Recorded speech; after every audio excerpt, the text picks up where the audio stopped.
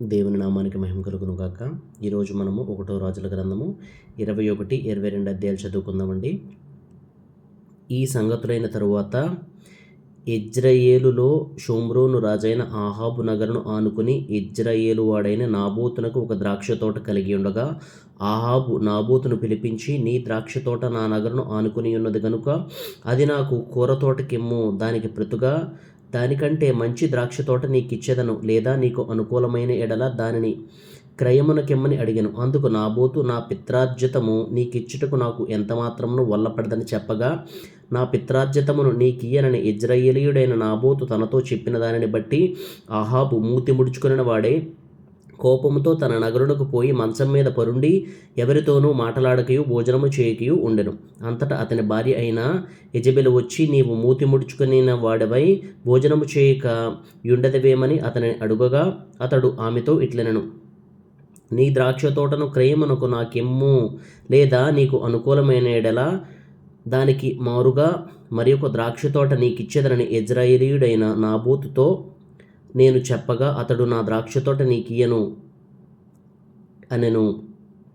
అందుకతని భార్య యెజెబెలు, ఇశ్రాయేలులో నీవిప్పుడు రాజ్య పరిపాలనము చేయుటలేదా? లేచి భోజనం చేసే మనసులో సంతోషముగా ఉండుము. నేనే ఇజ్రాయేలీయుడైన నాబోతు ద్రాక్ష తోట నీకు ఇప్పించదనని అతనితో చెప్పి, ఆహాబు పేరిట తాకీదు వ్రాయించి అతని ముద్రతో ముద్రించి ఆ తాకీదును నాబోతు నివాసము చేయుచున్న పట్టణపు పెద్దలకును సామంతులకును పంపెను. ఆ తాకీదులో వ్రాయించినదేమనగా, ఉపవాస దినము జరగవలనని మీరు చాటించి నాబోతును జనుల ఎదుట నిలువబెట్టి, నీవు దేవుని రాజును దూషించితివని అతని మీద సాక్ష్యము పలుకుటకు పనికిమాలిన 2 మనుషులను సిద్ధపరచుడి. తీర్పు అయిన మీదట అతని బయటికి తీసుకుని పోయి రాళ్లతో చావగొట్టుడి. అతని పట్టణపు పెద్దలను పట్టణమును నివసించు సామంతులను యెజెబెలు తమకు పంపిన తాకీదు ప్రకారముగా జరిగించిరి. ఎట్లనగా, వారు ఉపవాస దినము చాటించి నాబోతును జనుల ఎదుట నిలువబెట్టిరి. అప్పుడు పనికిమాలిన 2 మనుషులు సమాజములో ప్రవేశించి అతని ఎదుట కూర్చుండి, నాబోతు దేవుని రాజును దూషించినని జనుల పక్షమున నాబోతు మీద సాక్ష్యము పలుకగా, వారు పట్టణము బయటికి అతనిని తీసుకుని పోయి రాళ్లతో చావగొట్టిరి. నాబోతు రాతి దెబ్బల చేత మరణమాయనని వారు యెజెబెలునకు వర్తమానం పంపగా, నాబోతు రాతి దెబ్బల చేత మరణమాయనని యెజెబెలు విని, నాబోతు సజీవుడు కాడు, అతడు చనిపోయిన గనుక నీవు లేచి ఇజ్రాయేలీయుడైన నాబోతు క్రయమునకు నీకియ్య నొల్లక పోయిన అతని ద్రాక్ష తోటను స్వాధీనపరుచుకునమని ఆహాబుతో చెప్పెను. నాబోతు చనిపోయినని ఆహాబు విని లేచి ఇజ్రాయేలీయుడైన నాబోతు ద్రాక్ష తోటను స్వాధీనపరుచుకొనబోయెను. అప్పుడు యెహోవా వాక్కు తిష్బీయుడైన ఏలీయాకు ప్రత్యక్షమై ఇలాగు సెలవిచ్చెను, నీవు లేచి షోమ్రోనులోనున్న ఇశ్రాయేలు రాజైన ఆహాబును ఎదుర్కొనుటకు బయలుదేరము. అతడు నాబోతు యొక్క ద్రాక్ష తోటలో ఉన్నాడు, అతడు దానిని స్వాధీనపరుచుకొనబోయెను. 19వ వచనం నుంచి చదువుతున్నానండి. నీవు అతని చూచి ఇలాగు ప్రకటించుము, యెహోవా సెలవిచ్చినదేమనగా, దీని స్వాధీనపరుచుకొనవలనని నీవు నాబోతును చంపించితివి గదా.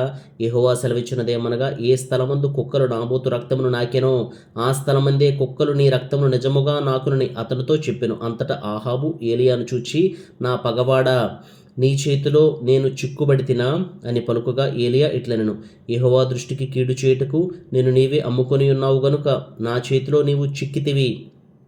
అందుకు యెహోవా ఇలాగ సెలవిచ్చెను, నేను నీ మీదికి అపాయం రప్పించెదను, నీ సంతతి వారిని నాశనము చేతును. అల్పులేమి గనులేమి ఇశ్రాయేలు వారిలో ఆహాబు పక్షమున ఎవరునూ లేకుండా పురుషులందరినీ నిర్మూలము చేతును.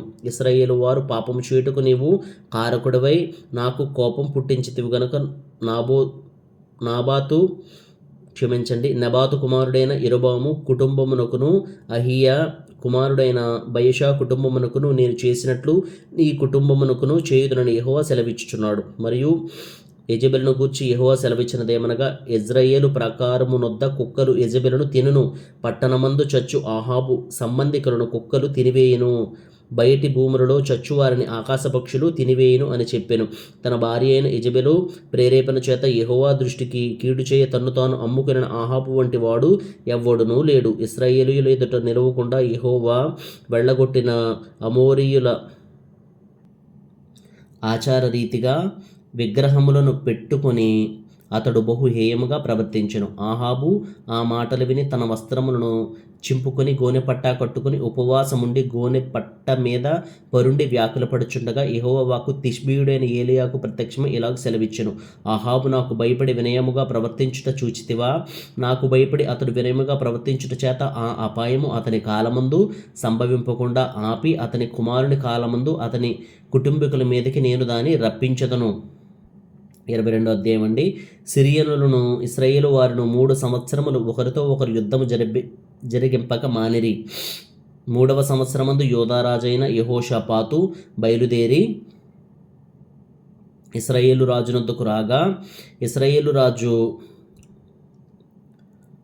తన సేవకులను పిలిపించి, రామోత్కెలాగు మనదని మీరెరుగుదురు. అయితే మనము సిరియా రాజు చేతిలో నుండి దాన్ని తీసుకొనక ఊరుకున్నామని చెప్పి, యుద్ధము చేయుటకు నాతో కూడా నీవు రామోత్గిలాదునకు వచ్చెదవా అని యెహోషాపాతును అడిగాను. అందుకు యెహోషాపాతు, నేను నీవాడనే, నా జనుడు నీ జనుడే, నా గుర్రములను నీ గుర్రములే అని ఇశ్రాయేలు రాజుతో చెప్పాను. పిమ్మట యెహోషాపాతు, నేడు యెహోవా యొద్ద విచారణ చేయుదము రండని ఇశ్రాయేలు రాజుతో అనగా, 6వ వచనం నుంచి చదువుతున్నానండి.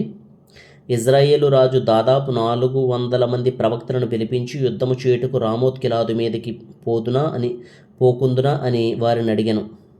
అందుకు యెహోవా దానిని రాజైన నీ చేతికి అప్పగించును గనుక పొండని వారు చెప్పిరి. గాని యెహోషాపాతు విచారణ చేయుటకై వీరు తప్ప యెహోవా ప్రవక్తల్లో ఒకడైనను ఇక్కడ లేడా అని అడిగాను. అందుకు ఇశ్రాయేలు రాజు, ఇమ్లా కుమారుడైన మీకాయా అను ఒకడున్నాడు. అతని ద్వారా మనము యెహోవా యొద్ద విచారణ చేయవచ్చును. గాని అతడు నన్ను గూర్చి మేలు ప్రకటింపక కీడే ప్రకటించును గనుక అతని యందు నాకు ద్వేషము కలదని యెహోషాపాతుతో అనగా, యెహోషాపాతు, రాజైన మీరు అనవద్దనెను.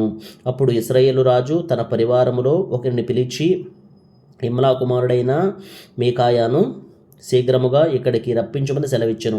ఇజ్రాయేలు రాజును యోధారాజుకు యెహోషాపాతును రాజవస్త్రములు ధరించుకుని షోమ్రోను గవిని దగ్గరనున్న విశాల స్థలమందు గద్దెల మీద ఆసీనులై ఉండగా, ప్రవక్తలందరూ వారి పక్షమందు ప్రకటన చేయుచుండగా, కెనయనా కుమారుడైన సిద్కియా ఇనుప కొమ్ములు చేయించుకుని వచ్చి, వీటి చేత నీవు సిరియనులను పొడిచి నాశనము చేతువని యెహోవా సెలవిచ్చుచున్నాడని చెప్పెను. ప్రవక్తలందరూ ఆ చొప్పుననే ప్రకటన చేయుచు, యెహోవా రామోత్గిలాదును రాజవైన నీ చేతికి అప్పగించును గనుక నీవు దాని మీదకి పోయి జయమొందుదువు అని చెప్పిరి. మీకాయాను పిలువబోయిన దూత, ప్రవక్తలు ఏకముగా రాజుతో మంచి మాటలు పలుకుచున్నారు గనుక నీ మాట వారి మాటకు అనుకూలపరచుమని అతనితో అనగా, మీకాయా, యెహోవా నాకు సెలవిచ్చినదేదో ఆయన జీవము తోడు నేను దానినే పలుకుదునెనను. అతడు రాజునొద్దకు వచ్చినప్పుడు రాజు, మీకాయా, నీవేమందువు? యుద్ధము చేయుటకు మేము రామోత్గిలాదు మీదకి పోకుందుమా అని అడుగగా, అతడు, యెహోవా దానిని రాజువైన నీ చేతికి అప్పగించును గనుక నీవు దాని మీదికి పోయి జయముందుదువని రాజుతో అనెను. అందుకు రాజు, నీ చేత ప్రమాణము చేయించి యెహోవా నామమును బట్టి నిజమైన మాటలే నీవు నాతో పలుకోవలసినదని నేనెన్ని మారులు నీతో చెప్పితిని అని రాజు సెలవీయగా, అతడు, ఇశ్రాయేలీయులందరూ కాపరి లేని గొర్రెల వలనే కొండల మీద చెదరియుండుట నేను చూచితిని. వారికి యజమానుడు లేడు, ఎవరి ఇంటికి వారు సమాధానముగా వెళ్ళవలసినదని యెహోవా సెలవిచ్చెను అని చెప్పెను. అప్పుడు ఇశ్రాయేలు రాజు యెహోషాపాతును చూచి, ఇతడు నన్ను గూర్చి మేలు పలుకొక కీడే ప్రవచించునని నేను నీతో చెప్పలేదా అనగా, 19వ వచనం నుంచి చదువుతున్నానండి. మీకాయా ఇట్లనెను, యెహోవా సెలవిచ్చిన మాట ఆలకించుము. యెహోవా సింహాసనాసీనుడై ఉండగా పరలోక సైన్యమంతయు ఆయన కుడి పార్శ్వమును ఎడమ పార్శ్వమును నిలిచియుండుట నేను చూచితిని. ఆహాబు రామోత్గిలాదు మీదికి పోయి అక్కడ ఓడిపోవునట్లుగా ఎవడు అతనిని ప్రేరేపించునని యెహోవా సెలవీయగా, ఒకడు ఈ విధముగాను మరి ఒకడు ఆ విధముగాను యోచన చెప్పుచుండిరి. అంతలో ఒక ఆత్మ ఎదుటికి వచ్చి యెహోవా సన్నిధిని నిలవబడి, నేను అతనిని ప్రేరేపించదనగా, యెహోవా ఏ ప్రకారం నీవు అతని ప్రేరేపించుదు అని అతన్ని అడిగాను. అందుకు అతడు, నేను బయలుదేరి అతని ప్రవక్తల నోట అబద్ధమాడు ఆత్మగా ఉందునని చెప్పగా, ఆయన, నీవు అతని ప్రేరేపించి జయము నొందుదువు, పోయి ఆ ప్రకారం చేయమని అతనికి సెలవిచ్చెను. యెహోవా నిన్ను గూర్చి కీడు యోచించి నీ ప్రవక్తల నోట అబద్ధమాడు ఆత్మను ఉంచున్నాడు. మీకాయా ఇట్లనగా, కెనయనా కుమారుడైన సిద్కియా అతని దగ్గరికి వచ్చి, నీతో మాట్లాడుటకు యెహోవా ఆత్మ నా యొద్ద నుండి నీ వైపుగా పోయినని చెప్పి, మీకాయాను చెంప మీద కొట్టెను. అందుకు మీకాయ, దాగుకొనుటకై నీవు ఆయా గదుల్లోనికి చొరబడు నాడు అది నీకు తెలియవచ్చునని అతనితో చెప్పెను. అప్పుడు ఇశ్రాయేలు రాజు మీకాయాను పట్టుకుని తీసుకుని పోయి పట్టణపు అధికారి అయిన ఆమోనునకును రాజకుమారుడైన యోవాషునకును అప్పగించి బందీగృహంలో ఉంచి, మేము క్షేమముగా తిరిగి వచ్చే వరకు అతనికి కష్టమైన అన్నము నీళ్లు ఈయుడని ఆజ్ఞ ఇచ్చెను. అప్పుడు మీకాయ ఇలాగు చెప్పెను, సకల జనులారా నా మాట ఆలకించుడని చెప్పెను. రాజవైన నీవు ఏ మాత్రమైనను క్షేమముగా తిరిగి వచ్చిన యెడల యెహోవా నా చేత పలుకలేదు. ఇశ్రాయేలు రాజును యోధారాజుకు యెహోషాపాతును రామోత్గిలాదు మీదికి పోవుచుండగా ఇశ్రాయేలు రాజు, నేను మారువేషం వేసుకుని యుద్ధంలో ప్రవేశించెదను, నీవైతే నీ వస్త్రములు ధరించుకుని ప్రవేశించుమని యెహోషాపాతుతో చెప్పి మారువేషం వేసుకుని యుద్ధమందు ప్రవేశించెను. సిరియా రాజు తన రథముల మీద అధికారుడైన 32 అధిపతులను పిలిపించి, అల్పులతోనైనను గనులతోనైనను మీరు పోట్లాడవద్దు, ఇశ్రాయేలు రాజుతో మాత్రమే పోట్లాడుడని ఆజ్ఞ ఇచ్చియుండగా రథాధిపతులు యెహోషాపాతును చూచి ఇతడే ఇశ్రాయేలు రాజనుకుని అతనితో పోట్లాడుటకు అతని మీదకి వచ్చారు. యెహోషాపాతు కేకలు వేయగా రథాధిపతులు అతడు ఇశ్రాయేలు రాజు కానట్టు గుర్తుపట్టి అతని తరుముట మానివేసిరి. 34వ వచనం నుంచి చదువుతున్నానండి. పిమ్మట ఒకడు తన విల్లు తీసి గురి చూడకయే విడువగా అది ఇశ్రాయేలు రాజుకు కవచపు కీలు మధ్యను తగిలెను గనుక అతడు, నాకు గాయమైనది, రథము త్రిప్పి సైన్యములో నుండి నన్ను అవతలకు తీసుకుని పొమ్మని తన సారథితో చెప్పెను. నాడు యుద్ధము బలముగా జరుగుచున్నప్పుడు రాజును ఇశ్రాయేలీయుల ఎదుట అతని రథం మీద నిలువబెట్టిరి. అస్తమయమందు అతడు మరణమాయెను. తగిలిన గాయములో నుండి అతని రక్తము కారి రథములో మడుగు కట్టెను. సూర్యాస్తమయ సమయమందు దండు వారందరూ తమ తమ పట్టణములకును దేశములకును వెళ్ళి పోవచ్చునని ప్రచురమాయెను. ఈ ప్రకారం రాజు మరణమై షోమ్రోనునకు కొనుపోబడి షోమ్రోనులో పాతిపెట్టబడెను. వేశ్యలు స్నానం చేయుచుండగా ఒకడు ఆ రథమును షోమ్రోను కొలనులో కడిగినప్పుడు యెహోవా సెలవిచ్చిన మాట చొప్పున కుక్కలు వచ్చి అతని రక్తమును నాకెను. ఆహాబు చేసిన ఇతర కార్యములు గూర్చి అతడు చేసిన దానినంతటిని గూర్చియు అతడు కట్టించిన దంతపు ఇంటిని గూర్చియు అతడు కట్టించిన పట్టణములను గూర్చియు ఇశ్రాయేలు రాజుల వృత్తాంతముల గ్రంథమందు వ్రాయబడి ఉన్నది. ఆహాబు తన పితరులతో కూడా నిద్రించగా అతని కుమారుడైన అహజ్యా అతనికి మారుగా రాజాయెను. ఆసా కుమారుడైన యెహోషాపాతు ఇశ్రాయేలు రాజైన ఆహాబు ఏలుబడిలో 4వ సంవత్సరమందు యోదాను ఏలనారంభించెను. యెహోషాపాతు ఏలనారంభించినప్పుడు అతడు 35 వాడై యెరూషలేములో 45 ఏలెను. అతని తల్లి పేరు అజూబా, ఆమె షల్హీ కుమార్తెయయుండెను. అతడు తన తండ్రి అయిన ఆసా యొక్క మార్గములన్నిటినీ అనుసరించి యెహోవా దృష్టికి అనుకూలముగా ప్రవర్తించుచూ వచ్చెను. అయితే ఉన్నత స్థలములను తీసివేయలేదు. ఉన్నత స్థలములలో జనులు ఇంకను బలులు అర్పించుచు ధూపం వేయుచు నుండిరి. యెహోషాపాతు ఇశ్రాయేలు రాజుతో సంధి చేసెను. యెహోషాపాతు చేసిన ఇతర కార్యములను గూర్చి అతడు కనపరిచిన బలమును గూర్చియు అతడు యుద్ధము చేసిన విధమును గూర్చి యోధారాజుల వృత్తాంతముల గ్రంథమందు వ్రాయబడి ఉన్నది. తన తండ్రి అయిన ఆసా దినములలో శేషించియుండిన పురుషగాములను అతడు దేశములో నుండి వెళ్ళగొట్టెను. 47వ వచనం నుంచి చదువుతున్నానండి. ఆ కాలమందు ఎదోము దేశమునకు రాజు లేకపోయెను. ప్రధాని అయిన ఒకడు రాజ్య పాలనము చేయుచుండెను. యెహోషాపాతు బంగారము తెచ్చుటకై ఓఫీరు దేశమునకు పోవుటకు తర్షీషు ఓడలను కట్టింపగా ఆ ఓడలు బయలుదేరక ఎసోన్ గెబెరు నొద్ద బద్దలైపోయెను. ఆహాబు కుమారుడైన అహజ్యా, నా సేవకులను నీ సేవకులతో కూడా ఓడల మీద పోనిమ్మని యెహోషాపాతును అడగగా యెహోషాపాతు దానికి ఒప్పలేదు. పిమ్మట యెహోషాపాతు తన పితరులతో కూడా నిద్రించి తన పితరుడైన దావీదు పురమందు తన పితరులతో కూడా పాతిపెట్టబడెను. అతని కుమారుడైన యెహోరాము అతనికి మారుగా రాజాయెను. ఆహాబు కుమారుడైన అహజ్యా యోధారాజైన యెహోషాపాతు ఏలుబడిలో 17వ సంవత్సరమందు షోమ్రోనులో ఇశ్రాయేలును ఏలనారంభించి 2 సంవత్సరములు ఇశ్రాయేలును ఏలెను. అతడు యెహోవా దృష్టికి చెడుతనము జరిగించి తన తల్లిదండ్రుల ఇద్దరి ప్రవర్తనను ఇశ్రాయేలు వారు పాపం చేటుకు కారకుడైన నెబాతు కుమారుడగు యెరొబెయాము ప్రవర్తించిన ప్రవర్తనను అనుసరించి ప్రవర్తించుచూ వచ్చెను. అతడు బయలుదేవతను పూజించుచు వానికి నమస్కారం చేయుచు తన తండ్రి చేసిన క్రియలన్నిటి చొప్పున జరిగించుచు ఇశ్రాయేలీయుల దేవుడైన యెహోవాకు కోపం పుట్టించును. ఆమెన్. సామెతల గ్రంథం 10వ అధ్యాయం చదువుకుందామండి. సొలొమోను చెప్పిన సామెతలు. జ్ఞానము గల కుమారుడు తండ్రిని సంతోషపరచును, బుద్ధి లేని కుమారుడు తన తల్లికి దుఃఖం పుట్టించును. భక్తిహీనుడు ధనము వారికి లాభకరము కాదు. నీతి మరణము నుండి రక్షించును, యెహోవా నీతిమంతుని ఆకలిగొన నీయడు. భక్తిహీనుని ఆశను భంగము చేయును. బద్ధకముగా పనిచేయవాడు దరిద్రుడగును, శ్రద్ధగలవాడు ఐశ్వర్యవంతుడగును. వేసవి కాలమును కూర్చువాడు బుద్ధిగల కుమారుడు, కోతకాలమందు నిద్రించువాడు సిగ్గుపరచు కుమారుడు. నీతిమంతుని తల మీదికి ఆశీర్వాదములు వచ్చును, బలాత్కారము భక్తిహీనుని నోరు మూసివేయును.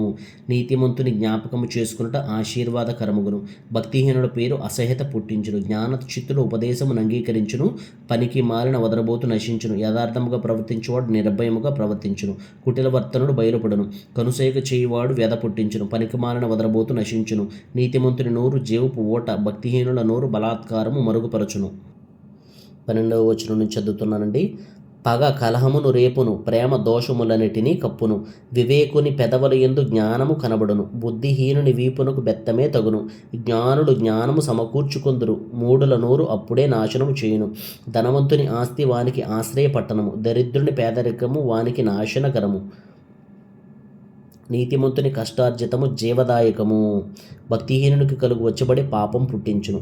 ఉపదేశమును అంగీకరించువాడు జీవ మార్గములో ఉన్నాడు, గద్దింపునకు లోబడినవాడు త్రోవ తప్పును. అంతరంగమును పగ ఉంచుకునేవాడు అబద్ధికుడు, కొండెము ప్రచురము చేయువాడు బుద్ధిహీనుడు. విస్తారమైన మాటల్లో దోషముండక మానదు, తన పెదవులను మూసుకునేవాడు బుద్ధిమంతుడు. నీతిమంతుని నాలుక ప్రశస్తమైన వెండి వంటిది, భక్తిహీనుల ఆలోచన పనికిమాలినది. నీతిమంతుని పెదవులు అనేకులకు ఉపదేశించును, బుద్ధి లేకపోవడం చేత మూఢులు చనిపోదురు.